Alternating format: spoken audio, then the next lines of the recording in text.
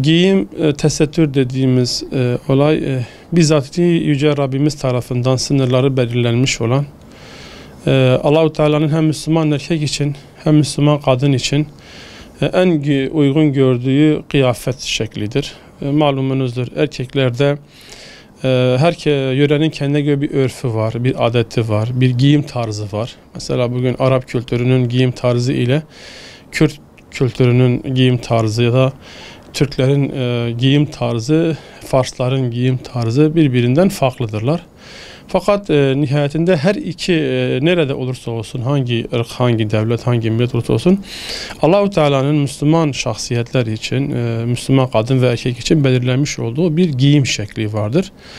Dolayısıyla kadının malumunuzdur, tüm mezheplerimizce de ittifakla sabittir ki başından aşağıya kadar örtülü olmasıdır.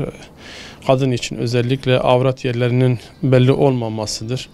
Geniş bir şekilde şeffaf olmayacak ve bütün azaların gözükmesini engelleyecek bir kıyafet şekli olmalıdır. Dolayısıyla bugün günümüzde çarşaftır, işte o geniş pardüsülerdir ya da geniş feracelerdir. Bunlar bu şeyi oluşturabiliyor, yani bu tesettür içini doldurabiliyor.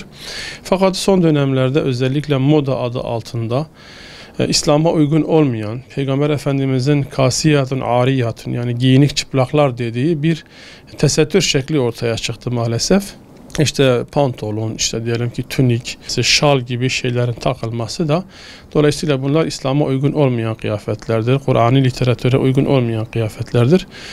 Eğer bugün bir Müslümanca giyineceksek, Yüce Allah'ın emrettiği şekilde bir tesettüre bölüneceksek bunun kaidesinin kuralı bellidir, şekli bellidir.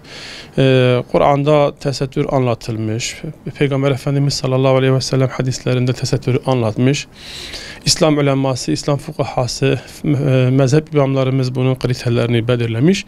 Ve 1400 yıllık, biz hemen en kısa Peygamber Efendimiz'den alalım. 1400 yıllık bir İslami gelenek de var yani. Müslüman kadının giyim şekliyle alakalı. Dolayısıyla her alanda olduğu gibi bu alanda da zaman geçtikçe tesettür de maalesef yozlaşıyor, yani tesettür olmaktan çıkıyor. Erkeklerde yine mesela erkeklerde de ciddi anlamda bir yanlışlıklar var. Mesela artık dar bel altı pantolonlar, işte dar tişörtler, artık göbeğin çoğu zaman gözükmez ya da birçok zaman namaz kıldığı zaman işte dar olduğu için arka tarafı gözüküyor, o avret yer gözüküyor, namazı bile geçersiz hale gelebiliyor. Dolayısıyla yine işte İslam'a uygun, geniş, renk tonudur, şeklidir. İslam'a uygun olan bir kıyafet şeklinin olması lazım. Bunlara dikkat etmemiz lazım. Bu da dediğimiz gibi biz hakikaten Batı'dan çok etkilenmişiz. Batı'yı bir medeniyet abidesi görüyoruz ki halbuki Batı'nın şu andaki kültürü, eylemleri, olayları tamamen çöplüktür yani. Batı kendisi çökmüş, kültürüyle birlikte çökmüş. Batı'da ne aile kalmış, ne ahlak kalmış, ne değerler kalmış. İşte maalesef o kokuşmuş kültürlerini bize de aşılamak istediler ve bu kısmı da başardılar. Yani bugün özellikle sokaklarda, caddelerde, meydanlarda kıyafet noktasında artık erkek kadın bir ayrım yapamıyorsun çoğu zaman. Kadınlar erkekler gibi olmaya başladı. Erkekler kadınlar gibi olmaya başladı ki bu konuda Allah Resulü Aleyhisselatü Vesselam'ın kadına benzeyen erkeği, erkeğe benzeyen kadını Allah lanet etsin diye Resulü Aleyhisselatü Vesselam buyurmuştur. Yani bu çok ciddi bir vebaldır, çok ciddi bir günahtır.